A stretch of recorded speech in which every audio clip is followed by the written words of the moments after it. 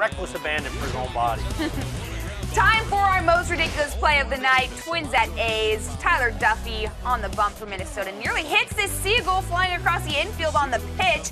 Chris Davis, though, still able to get a piece of it and foul it off. Wow. Check out how closely it gets to grazing the wing. Thank goodness. Great focus by Davis. I don't know how he... Goodness, I mean, that the it did not bird's hit coming the across. He's still got a bird. piece of the ball. The bird had like a, I don't know if that was a bagel bite. I in its hope it mouth. was a churro. I think it was a churro. You said that earlier, and I was like, yes, I would love a churro right now. You've had churros on the brain ever Or he swooped since? in and it's yes, the whole night. Or Chris Christie walking with that giant burrito. Maybe it like swoops some of that up. I hope it did, because Chris Christie does not need any more burritos.